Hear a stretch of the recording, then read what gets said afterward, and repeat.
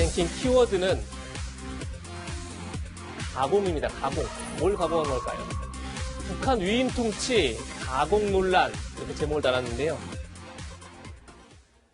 지난 20일이었죠. 국가정보원이 김정은 국무위원장이 동생인 김여정 부부장 등 일부 측근들에게 권한을 이양하는 방식으로 위임 통치를 하고 있다. 이렇게 밝혔습니다. 이날은 박지원 국정원장의 첫 국회 데뷔 무대였는데 나름 굉장히 충격적인 소식이었습니다. 최근희 평론가님. 네. 이 내용이 뭔지 간단히 화면을 보면서 설명을 좀 해주시죠. 좀 코로나19 상황이 많이 묻힌 뉴스였는데 저는 오후에 나온 이 속보 보고 깜짝 놀랐거든요. 자, 우리 국정원이 국회에 정보위에 업무 보고를 처음 한 겁니다. 이제 박지원 원장 체제에서 그 이름도 바뀌게 돼 있죠. 대외안보정보원으로. 자, 그런데 이 비공개입니다. 국가 기밀이 다뤄지기 때문에. 그리고 끝나고 나서 여당 간사는 김병기 의원이고요. 야당 간사가 하태경 의원인데 이 브리핑을 한 내용이 좀 놀랄 내용이었어요. 북한의 김정은 국무위원장이 어떤 이유인지 김여정 제1부부장과 측근 일부 인사에게 권한을 이양을 해서 위임 통치를 하고 있다. 예를 들면 김여정 제1부부장은 대미 대남 정책 관련해서 물론 김정은 위원장에게 보고는 한다는 겁니다.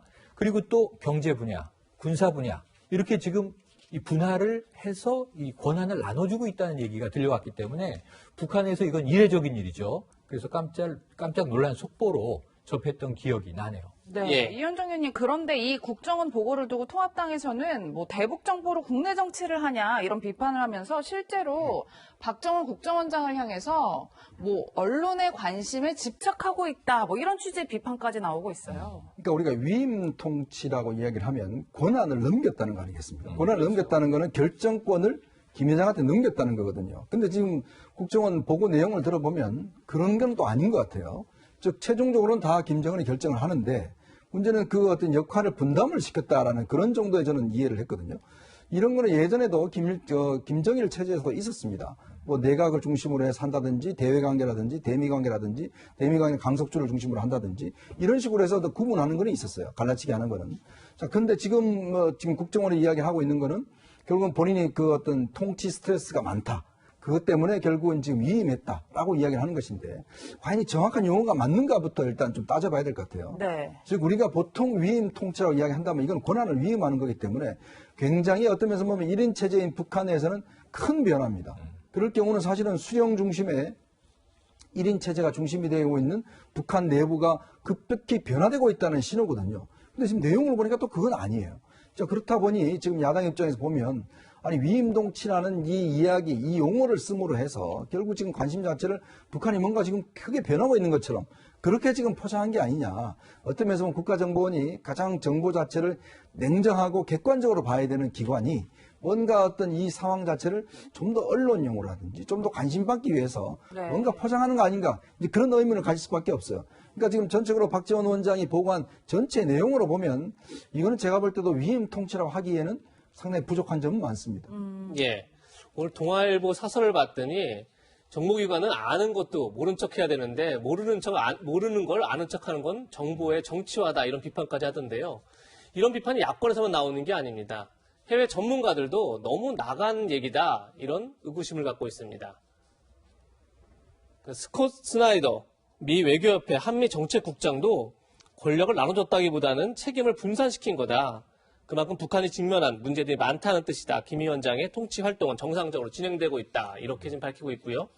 제니타운 스팀슨 센터 연구원도 측근에게 권한을 주고 실패할 경우 책임을 지우려는 것은 이미 상당 기간 오랫동안 보여준 통치 스타일이다. 이렇게 얘기하고 있습니다. 문제는 여권 내에서도 국정원이 너무 나갔다. 이런 목소리가 나옵니다. 국정원 출신이기도 한 국회 정보위 여당 간사인 김병기 의원도 위임 통치는 북한에서 쓰는 용어가 아니라 국정원이 만든 용어다. 이렇게 밝혔습니다. 들어보시죠. 위임 통치라는 용어를 국정원에서 이렇게 만든 것이지 북한에서 사용하는 용어가 아니다. 그러니까 후계자 구도와 관계되는 용어가 아니다. 그러니까 김여정은 후계자로 지목했다고 하는. 그런 건 전혀 아닙니다.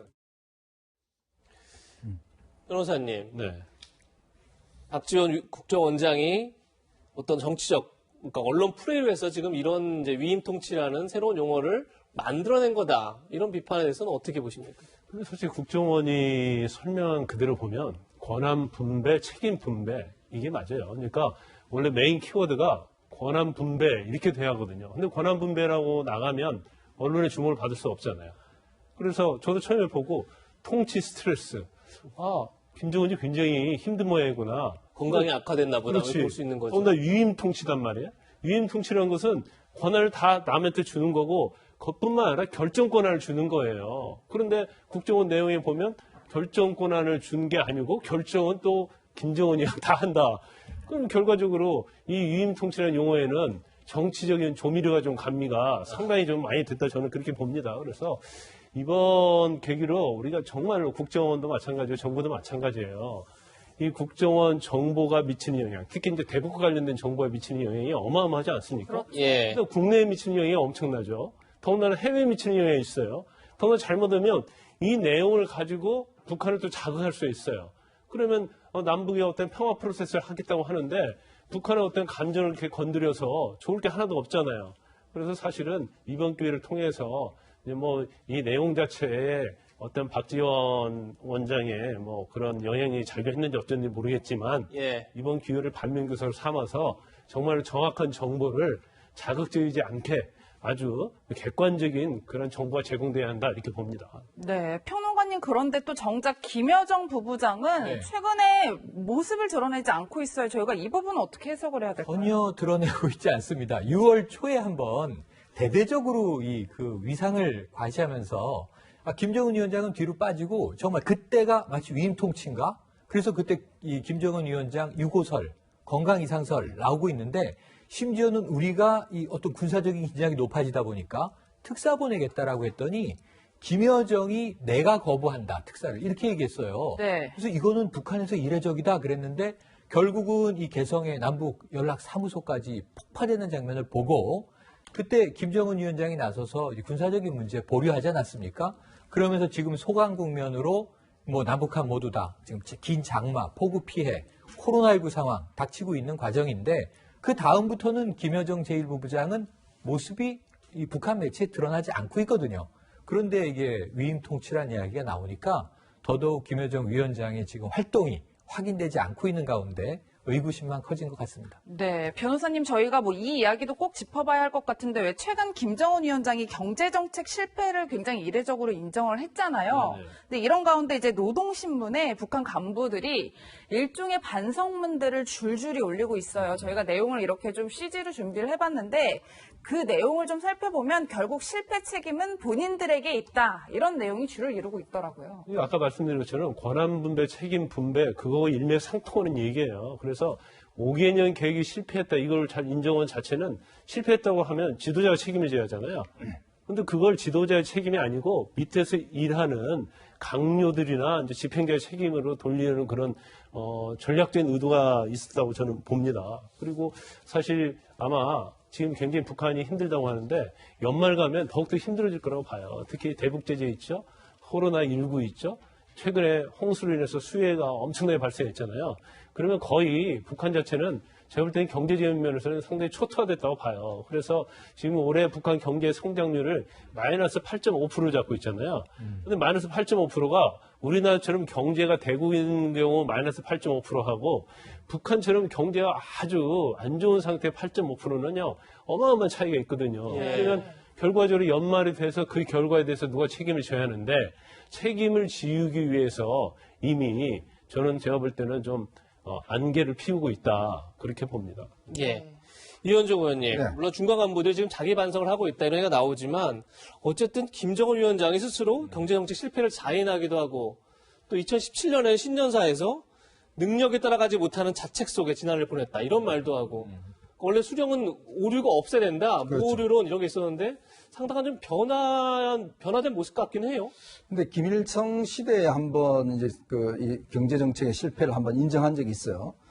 사실은 이제 주체 사상도 그렇고 수령의 무오리론이 그동안 사실은 북한 사회에 있었는데 김정은 위원장 집권 이후에 본인의 어떤 실책을 좀 이 고백한 적이 몇 차례 있었습니다.